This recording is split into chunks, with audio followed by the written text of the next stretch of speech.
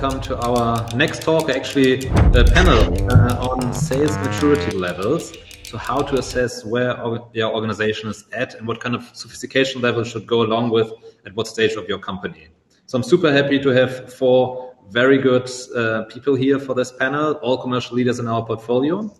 What we would like to do is do a quick round of intros so you know who they are and also what companies they work at and what their stage is. So that gives you a bit of a background when we're talking about the topics in more detail. And then later on, we will basically focus on two things. One is how and when should you start segmenting customers and treat them differently? And the second one is which kind of roles do you have in your organization in terms of specialized sales roles? So I'll just start randomly on the person that's next to me on the screen. That would be Simon from Clara.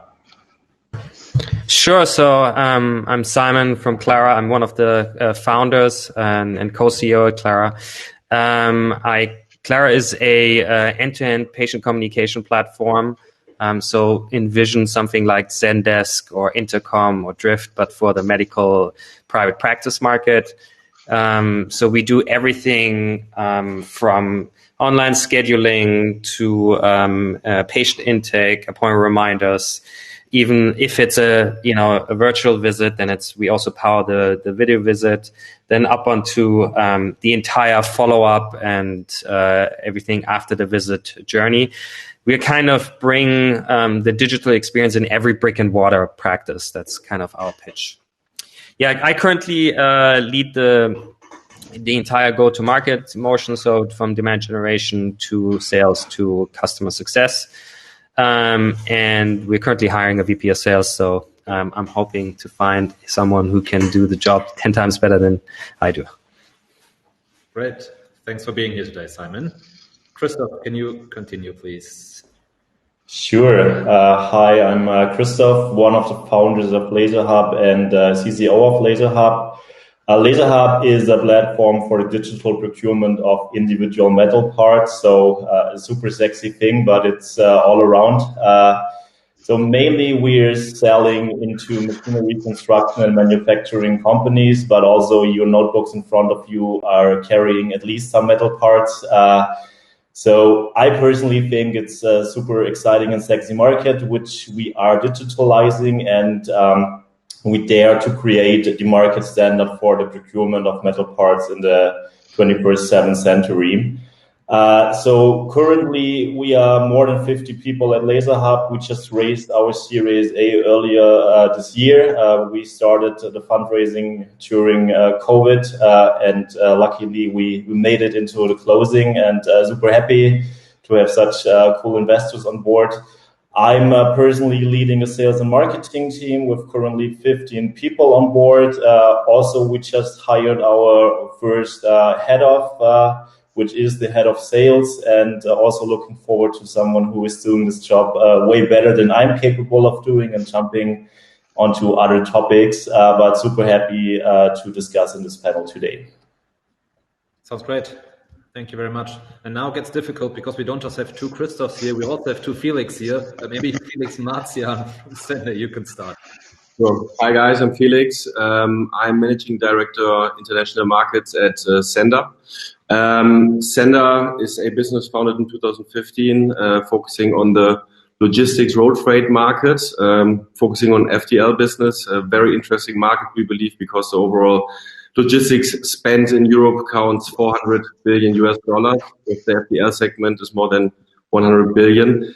What we do is basically connecting large enterprise customers to small carrier companies via a sophisticated tech ecosystem. Why is it so interesting and important? Because on the one hand, you have a very high demand of shippers in the market, which basically have to circulate their freight. And on the other hand, you have a market which is basically built like a pyramid, whereas the small carriers in the market make 70% of it. So it's like small family-owned businesses having 20 to 30 trucks, highly under-digitalized. And we believe by bringing transparency via tech into this market, we can some sort of make a difference. This is what we do since 5 years. To give you some background numbers of Sender, we started in Berlin with where our headquarters still at. We have, when I joined the company 2 years ago, we were 50 employees. Now 2 years later, we are 600 employees. Not only having Berlin Live as headquarter, but also 6 other offices. Currently acquired 2 of our main competitors, Everroad in France, and probably maybe you heard of it, Uber Freight Europe. So company is vibrating, very dynamic setup, and happy to be part of this round today. Great to have you here. And I think that's also something that we might touch upon because you have just grown quite rapidly with M&A and how you integrate those into the existing teams. All right. Last but not least, Felix. Speaking about M&A, I'm head of M&A at Carl. My name is also Felix. What does Carl do? Carl is a managed marketplace that basically connects buyers and sellers within an M&A transaction. So we support company owners throughout the entire process. We use a lot of technology to leverage this value proposition that we have, and then we advise with an internal team, but also partially external advisory team on these M&A deals. The size of Carl, we are around 40 FTEs right now, approximately 50% on the commercial side, which is basically broken down in origination or called sales, where there's approximately seven people, and execution, which is basically our operations or advisory business, so to say, where the rest is based on. We're advising around 30 mandates right now, a little bit higher, with very high ticket sizes, and then, obviously complex sales process, which we are happy to discuss today. Great. I think very, very interesting addition to the team as well, because most people think about selling products when you say sales, but actually for you, it's selling companies. So interesting, I think. All right. Thank you very much for the introduction. I think that helped a bit in getting an understanding and some background about your roles. So as I said, first topic that I would like to discuss is customer segmentation. And maybe starting with a broad question, who of you actually has a clear customer segmentation and differentiated approach on this? We do, for sure. Great. Maybe elaborate a little bit how you do that. Sure. So customer segmentation at Zender, and why customer segmentation, why this is important. I think starting off why it's important. I believe if you don't segment your customers, you do the first step wrong in sales, because what you do is basically let the sales guys hunt for random accounts, right? I mean, let's be honest to ourselves. How does the business evolve? I just said before, we closed Series C round. We have 600 people. So each startup starts with let's get any kind of customer in, right?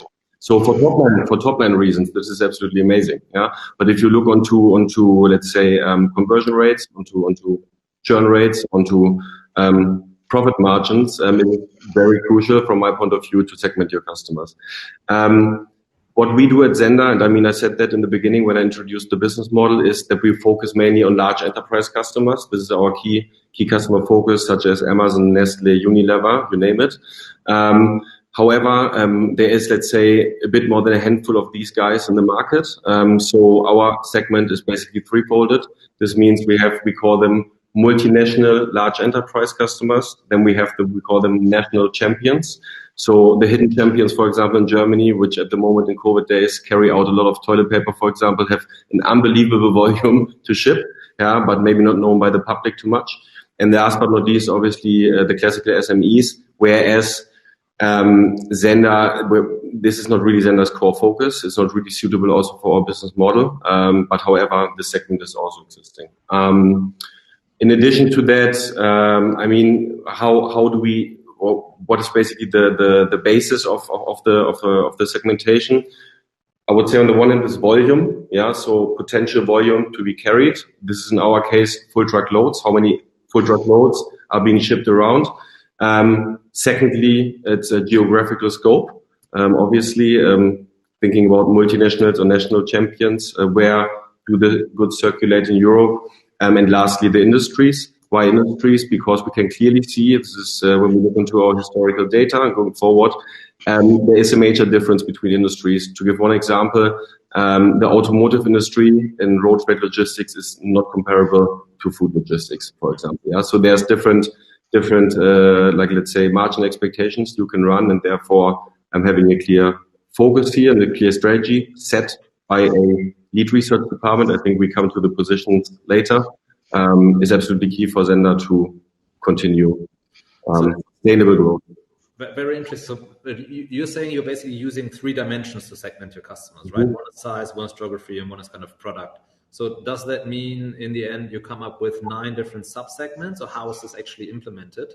No, I mean it's 3 top segments: multinationals, national champions, and SMEs. And let's say all of them are basically benchmarked based on the 3 main factors of size, geographics, and industry. So these are the underlying ones, but you basically, there's scores behind it, and at the end, in the respective segment, so there can be, let's say that way, there can be a more interesting, large multinational, large enterprise for Zender, and a less interesting one. So we even differentiate in middle between. So you have 3 top segments and underlying factors. Okay, understood. Very interesting.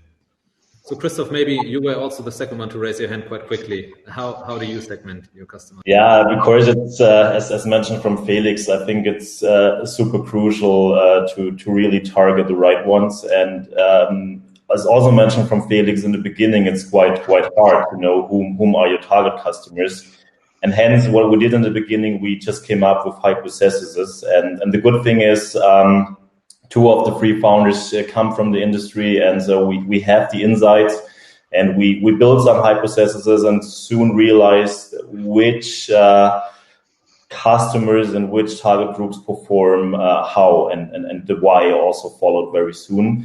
So what we are doing now is we are having something like a pre-qualification based on a lead form as soon as the person signs up to our app, and we are in a transactional business. So we're having quite many people signing up on a daily basis, approximately 100 to 150 people, so 150 people new leads, all currently coming from inbound, which is going to be changing soon also into outbound beginning of next year. But we are asking basically 3 questions. So we are asking from which industry you are, what is your function in the company, and what is the use case you are searching to cover with LaserHub. And based on these 3 answers, we get a pretty good forecast of the potential customer lifetime value. And on the other side, we have a pretty good understanding which persona this customer fits in. And hence we decide to segment on personas, because doing it only on industry, at least for our business, we realize is quite challenging. So just taking the example, we are selling to Siemens, for example, and if you now have Siemens, which is the industry, machinery construction or medical devices, this already sounds good. But then you can have 2 different functions. So you can have the construction engineer who is looking for the use case of just fulfilling prototype needs, which will never be a super valuable customer for LaserHub. But on the other side, if you have a procurement manager from the same company on board, then it's super highly interesting. Not saying that the construction engineer from Siemens is not somebody which we can hijack to come to the procurement engineer. But as we are still a small team, having many transactions going on our platform and many interactions with customers back and forth, it makes very much sense that we focus on our A and B leads, which we identify based on these questions. We back those data with some analysis of historical data to really see which customers and which customer groups are performing good. And so we update this once in a while for sure, and also updating our lead score metrics, but not updating the questions. They are around since, I think, 2 years now. And then we surely start to segment customers also in the process when we approach them. A and B go in the funnel where they have personal touch points with our sales engine. C leads are completely automized through drip campaigns, pushed through the funnel, which makes total sense as we have so many customers and users around that we focus on the right ones and spend time with the right ones. Hence, I would say as early as possible, start to segment your customers. That's definitely something we learned. Yeah, I think that's a very interesting point, because I think the question of when, and I really agree also with Felix, what he said at the beginning, to be very honest, early stage, you kind of chase everybody that's not fast enough to run away, right? Yeah. And getting away from this into segmentation. And then I think that's the second very interesting point that I would also like to ask you is, I also know of a few companies, of course not in our portfolio, but outside of our portfolio, I've heard about companies that have a lot of segments and they can tell you exactly there's 24 different use cases. But when you ask them, so what do you do with them actually? They say, well, my sales rep speaks to them, right? So there are segments, but it doesn't really have any operational effect or impact on what happens afterwards. Yeah, and I think having too many segments also doesn't help, because people just get lost into overviewing. So we basically have 5 personas, which means we have 5 segments we are currently chasing. And so we realize that those 5 personas request different stuff from LaserHub, which meaning that they also needs to be tackled with different sales tactics, different touch points, different material. And this definitely is something that evolves over time, because you just don't have capacity to come up with 10 different case studies or whatever, and have a sophisticated CRM that you put them out when you need them. But I think this is something worth to invest as early as possible, and really coming away from what you said, Christoph, chasing all of them, sure, in the beginning, but you will just waste too much resources on them, and you will not crack the big nuts you want to crack. I believe it's always important to keep it as lean as possible, right? Because if you bring too much complexity into the game, you have to think about that the whole entire company shall operate based on these segments in the perfect world. And this is not only sales in the beginning, this is also following up with account management / key account management. Finance shall be integrated, or like basically use segmentations if they prioritize customers, for example. Yeah. So therefore, if you have too many segments and get lost, I think it's not really beneficial for the company as a whole. Absolutely. Yeah.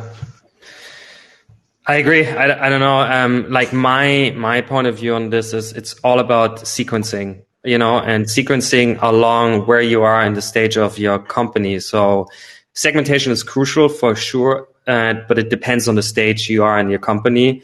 And I would always anchor it around, if you don't know how you should define it, then anchor it around unit economics, meaning sales efficiency and customer success. So which customers are most successful. And actually, when you start, like let's say you're in seed, pre-seed, then you should only focus on the customers you think you have the highest customer success.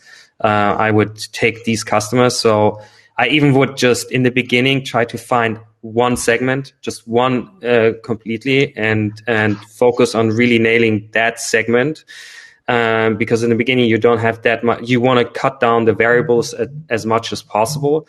So we started, for example, we chose dermatology for us, because dermatology, they are like an innovative field. They are, open to technology. We understood that they have a lot of patient communication before the meeting and after the appointment has happened. So we kind of, did some research on it and then had an hypothesis and then just went with our best guess. For us, this was actually, it worked pretty well. If that doesn't work for you, just iterate and then go to the next specialty or whatever your segment is. Then when we raised our Series A with Firstmark, then, there was more, we got more traction, more money, more people. So we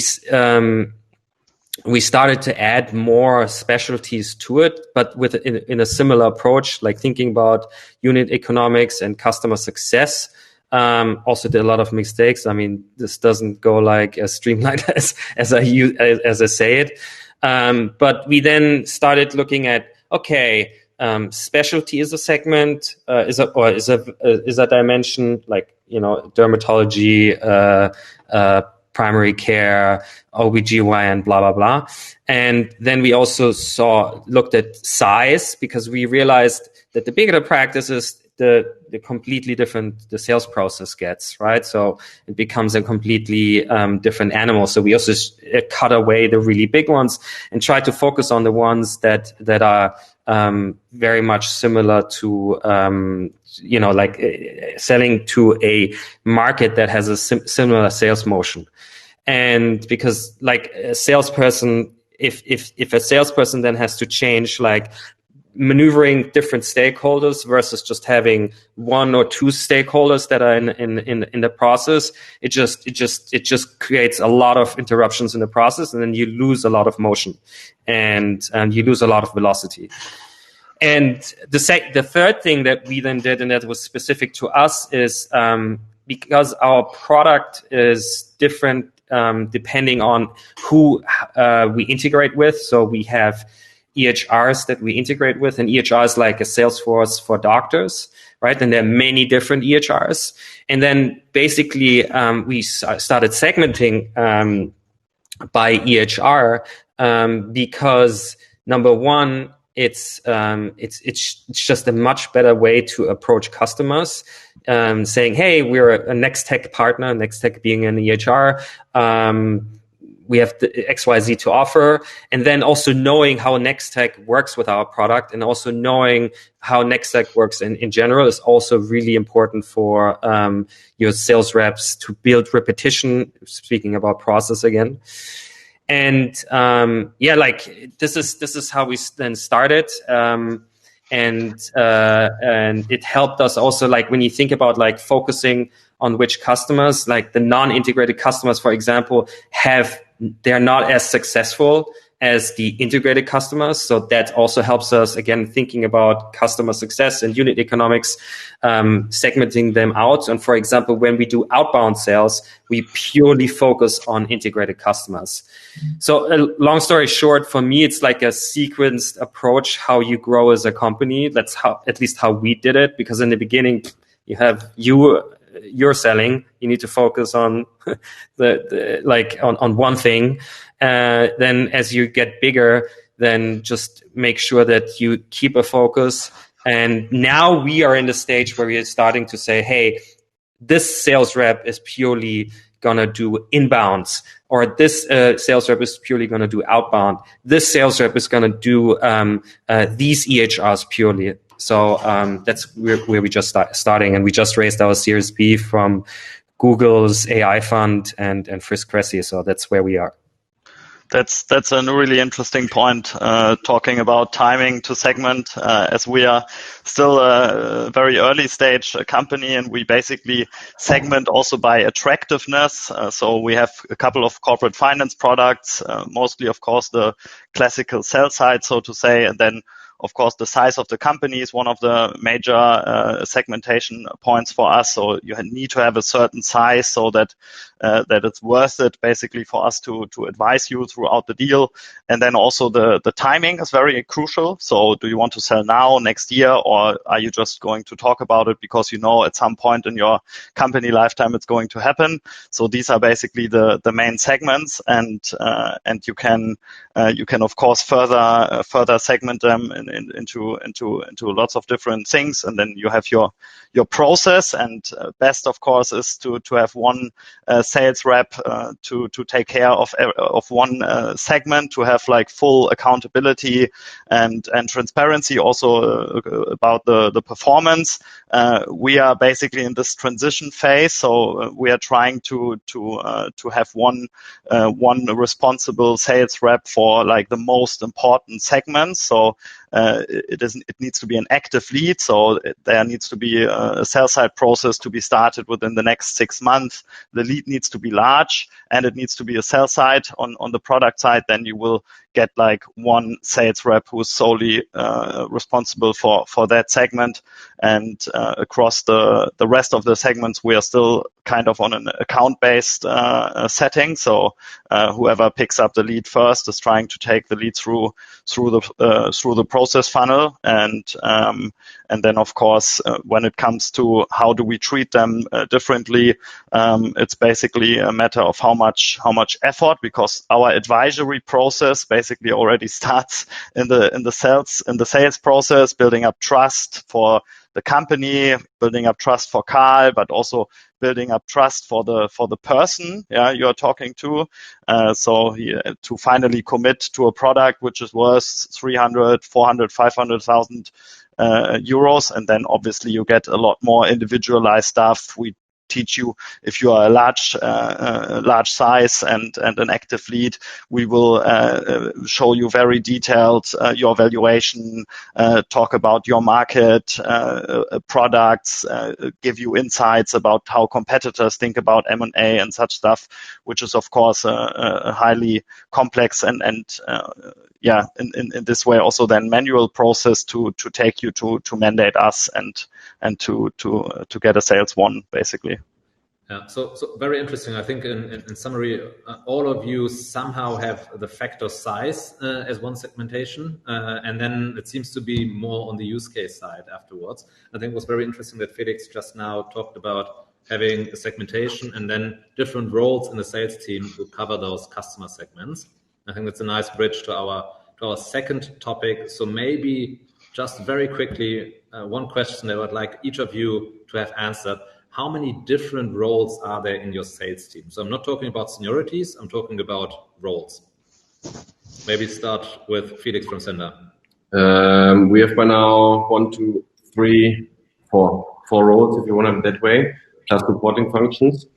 I mean, again, I like to make always a step back where we're coming from. I think that's always more interesting because, again, when Sender started, normal seed funded or Series A business, we had a few salespeople, 1, 2, 3 in total across a few markets, and each salesperson was basically doing everything. Yeah. So what means everything? Everything means lead researching, outbound calling, sending emails, getting onto the train, getting onto the plane, going to the customer, closing a deal, coming back with a potential deal, doing the administrative work, and then crossing fingers that we basically have a new customer on board. So this was one of the major things how our sales or commercial organization turned, because we looked more deep into the customer journey as a whole and said, like, okay, from now on the level where our Sender is operating in, and if we basically want to triple revenue going forward, what we did in the last couple of years,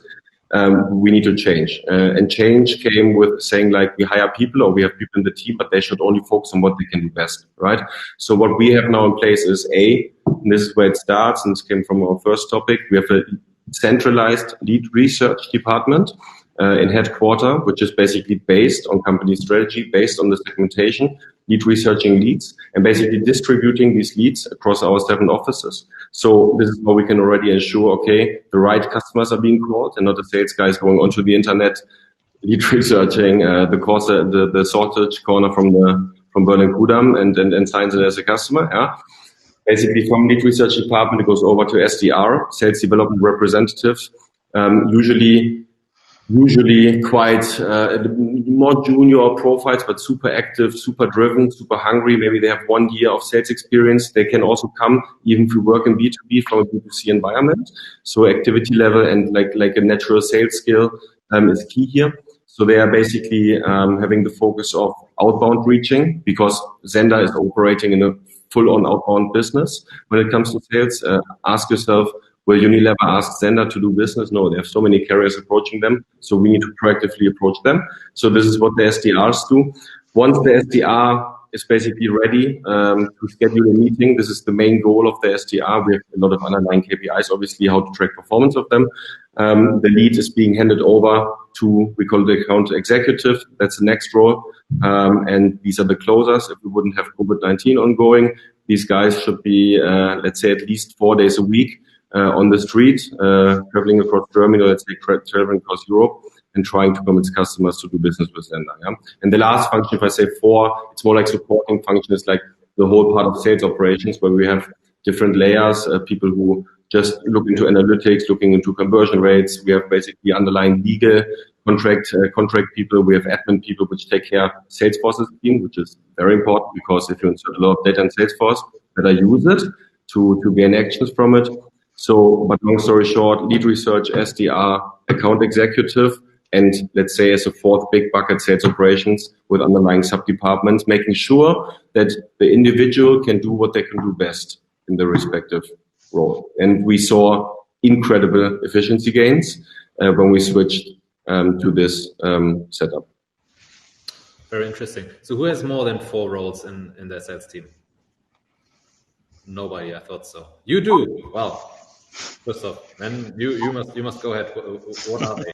Yeah, I think it's always first of all a definition what falls into the sales game and what not. And so basically we actually have currently 5, expanding to 6, but we see sales a bit broader. So we also have customer success and key account attached to the sales team.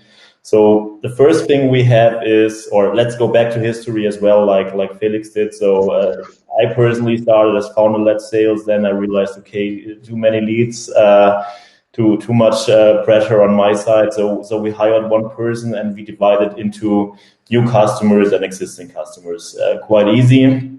Then we expanded the team further, hired 2 more people, and then we did the deviation based on the alphabet. 2 people doing new customer sales, 2 people doing existing customers.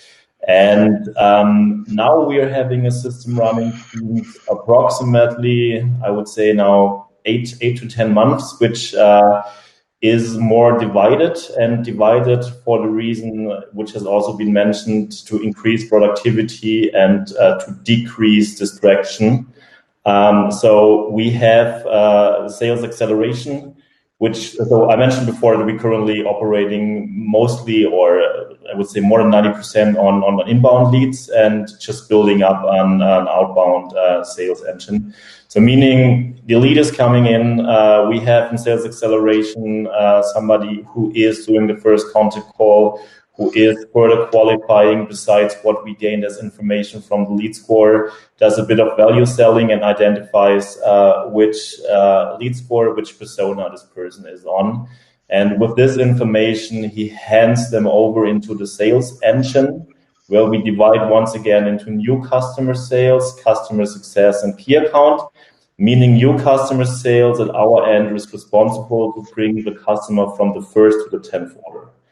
And the clear KPI here for sure is the put-through ratio to the 10th order, which is something you can measure and steer on quite well, especially when you are in a transactional business. This is probably something that is quite different, especially to what Carl is doing, where sales cycles are super long, I assume. Then after the 10th order, in the squad, people put together and decide on where does this customer go. Is it a customer where we are already running on a high share of wallet, and he is a kind of laser hub fan, then he becomes customer success. And the goal is here to develop and maintain the customer. On the other side, there can be customers which are super interesting for us, like with I would say potential which is higher than 100K per year. Then we decide, okay, where is our share of wallet? Are we low on the share of wallet? Then we need to develop the customer more specifically. And then he goes into the key account management. And so then we already have 4. And the next thing we are building up, as mentioned, is an outbound sales team with some SDRs we are currently hiring to target, once again, a bit more and not only rely on inbound, which basically is that people are searching for a solution, and now we would point out, okay, there is a solution to the other ones that are not aware that they can be better in their procurement. So meaning that's a new role, which is highly integrated with marketing, especially when it comes to the thing you mentioned, Felix, searching for leads and also supporting the approach marketing-wise early on. If I may just jump in here, because I just have to clarify it. Then we have 6 roles. But we also have obviously, like I was thinking in the sales bubble right now. Obviously, we also have account management a key account management. After basically the first transport is running, it's a straight handover, and here we differentiate back on the first topic: SMEs, national champions, account management, multinational, large enterprise, key account management. Just to make this clear. All right, great. Thanks. I would like to ask one very specific question to Simon, because I mean, both of you have now somewhat described sales development functions. So some people are taking care of the early parts of the funnel, and I think so that's quite a common way, obviously, to structure your team. And the second thing that a lot of companies then try and do is outsourcing that part, right? And I would be very interested in your experience. I know, Simon, you tried this. Maybe you can share some learnings from that in the last couple of months. Yeah. So, I mean, just to answer this question directly, it didn't work for us. Outsourcing, we tried outsourcing SDRs. It sounds so beautiful. It sounds too good to be true. I'm not saying it doesn't work for anyone. I'm just saying it, if you outsource SDRs, or any function, you have to make sure that you train them. First of all, you choose them, so you recruit them, and then you also train them. Like, if you don't do that, then the chances of success are very, very low. I would say only if you have a very easy transactional sales motion. I think the minute it gets a little bit more nuanced, and you need you have a buyer that is or a product that is a little bit more complex to explain, then it becomes difficult. If you have a very high transactional, no-brainer, one-call close product or sales cycle, then I think the chances are better. For us, the minute it gets you need to be able to explain and have an educated conversation with someone, then it gets more difficult. Plus, on top of that, I think early in the process, when you don't know, when you're still experimenting, for example, or early in the stage of your company, when you don't know what's the messaging, how do you get past the gatekeeper, where you still need to experiment, which is actually something you need to do all the time anyway. It just becomes 10 times more difficult if it's not someone who's sitting next to you, where you can listen to their calls and see what they're doing. So that is our experience. Thanks a lot, and I would generally agree. So I've seen it go this way in most cases. So we only have 3 minutes left. What I would like to do is take at least one question from the audience. So Robert asked, and I think there was a question directed at you, Christoph: how do you split up sales commissions or incentives when you have multiple roles, as you described, which are kind of quite close to each other and interlinked, I think? How do you make sure the right person gets the right amount of benefit for their work? Should I start? Then I start with a shocking rule: we have no commission in place. Sounds crazy. Nevertheless, we really have the vision to really build a sales force without a commission. What we do is every employee at LaserHub gets an VSIP, so he or she is more or less compensated with the benefit of the company. And as a sales rep, in whatever position, you have the success in your hand, and it's a super topic where you can discuss pros and cons, I think, back and forth. For us, it is a shocking rule we defined, and we hear many cons, but we also see many pros. Just as a side note, I want to leave the opportunity to the others to give their view, because it's probably more valuable for the participants. We have quite an interesting commission incentive plan also in place at Carl, because we basically have two sales processes. So our first sales process is to actually win the mandate, but up to that point, nothing is actually sold yet. So then the sale actually just starts of the entire company. But these are two integrated teams.